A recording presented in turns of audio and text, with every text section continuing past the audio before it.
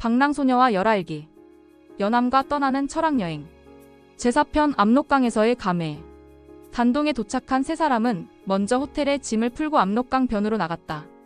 대화를 나누는 사이에 장수우는 자연스럽게 말투를 편하게 하게 되었다. 강은 여전히 유유히 흘러가고 있었고 맞은편에는 북한의 신의주가 보였다. 연암은 강변에 서서 한동안 말없이 물을 바라보았다. 그의 눈가에 어린 감정을 읽은 옥년이 조심스럽게 다가갔다. 삼촌 괜찮으세요? 오랜 세월이 지난 다음에 와보셔서 그런지 감회에 젖으시는 것 같아요. 물론이지 괜찮다. 다만 250년 전에 그 감정이 다시 올라오는구나. 장수운이 지팡이를 짚고 천천히 다가왔다. 연암은 그때 이 강을 건널 때 어떤 기분이었나? 장 선생님. 연암이 잠시 머뭇거렸다. 복잡했습니다. 설렘과 두려움이 동시에 있었죠. 조선을 떠나 미지의 세계로 향한다는 것이 한편으로는 흥미진진했지만 다른 한편으로는 불안했기도 했고요. 그리고 지금은 다르네요. 그때는 나라의 사명을 띠고 갔다면 지금은 순수하게 배움을 위해서니까요. 장수운이 고개를 끄덕였다. 장자의 말을 빌리면 여행자의 마음이 바뀌면 보이는 풍경도 달라진다고 했지. 같은 강이지만 연암에게는 전혀 다른 의미겠구나. 옥년이 물었다. 할아버지, 장자도 여행을 많이 했나요? 그럼 옥년아. 장자는 평생을 여행하며 살았다고 해도 과언이 아니지. 다만 그의 여행은 몸의 여행이기도 했지만 마음의 여행이기도 했어. 마음의 여행이요? 장수우는 강변의 의자에 앉으며 설명을 시작했다. 장자에게는 심유라는 개념이 있어.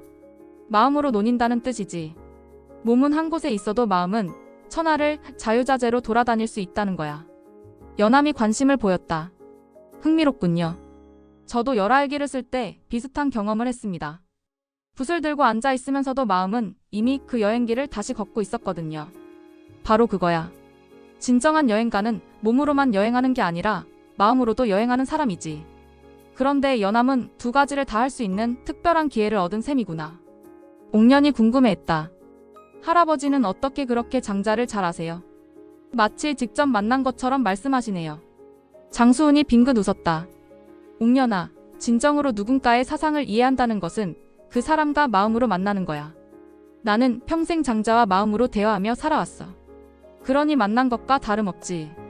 해가 지면서 압록강은 붉은 빛으로 물들었다. 세 사람은 강변 산책로를 천천히 걸었다. 연암, 그때 이 강을 건넌 후 첫 번째로 깨달은 것이 뭐였나?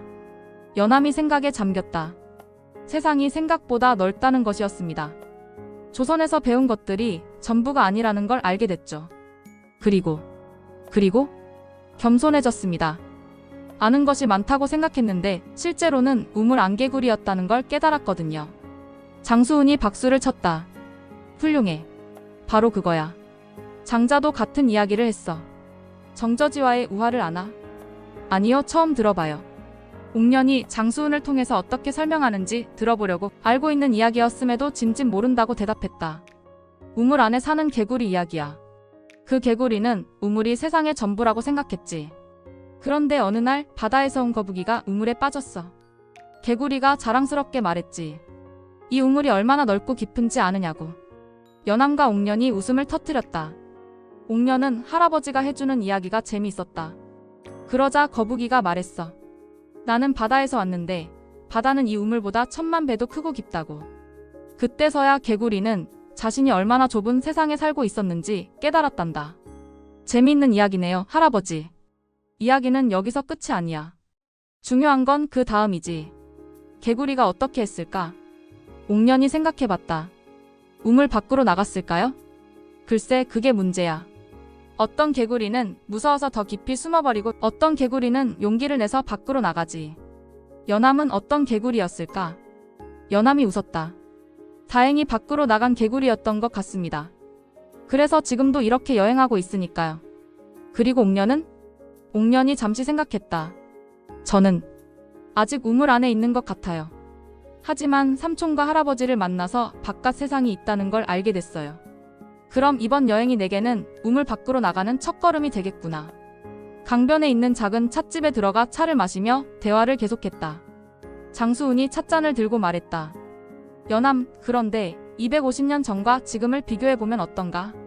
세상이 많이 달라졌지? 엄청나게 달라졌죠.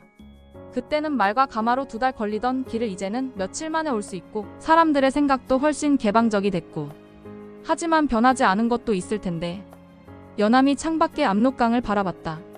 사람들이 진리를 찾고 싶어하는 마음은 똑같은 것 같습니다. 그리고 더 나은 삶을 살고 싶어하는 욕구도요. 맞아. 장자가 말한 인심은 시대가 바뀌어도 본질적으로는 같은 거야. 욕심도 있고 고민도 있고 사랑도 있고 꿈도 있고. 옥년이 물었다. 할아버지, 그럼 장자 시대 사람들과 지금 사람들이 크게 다르지 않다는 뜻인가요? 그럼 2500년 전이나 지금이나 사람은 사람이야. 다만 표현하는 방식이 달라졌을 뿐이지. 그때는 말과 가마로 여행했다면 지금은 자동차로 여행하고 그때는 붓으로 글을 썼다면 지금은 컴퓨터로 글을 쓰고. 연암이 고개를 끄덕였다. 그래서 고전이 여전히 의미가 있는 거군요. 시대는 변해도 인간의 본질은 그대로니까. 정확해. 옥년아, 내가 왜 철학을 공부하는지 이제 알겠나? 조금은. 사람들이 예전부터 지금까지 똑같은 고민을 해왔고 그 답을 찾기 위해 노력해왔다는 걸 배우는 거군요. 똑똑하구나. 그리고 우리도 그 긴 여정에 동참하는 거야. 장자도 연암도 우리도 모두 같은 길을 걷고 있는 거지. 밤이 깊어지자 세 사람은 호텔로 돌아갔다. 내일부터는 본격적으로 중국 땅을 밟고 베이징을 향해 떠날 예정이었다. 잠자리에 들기 전 옥년은 창문으로 보이는 압록강을 바라봤다. 어둠 속에서도 강물은 여전히 흘러가고 있었다. 마치 시간처럼, 마치 인생처럼. 내일은 정말 또 다른 세상이 시작되는 건가? 내일이면 진짜 중국 땅에 발을 딛게 될 것이다. 연암이 250년 전 느꼈을 설렘과 두려움을 자신도 조금이나마 이해할 수 있을 것 같았다. 장수훈 할아버지의 장자 이야기는 이제 막 시작이었다. 앞으로 펼쳐질 여정에서 어떤 깊은 깨달음들을 얻게 될지 옥년은 기대와 호기심으로 가슴이 벅찼다.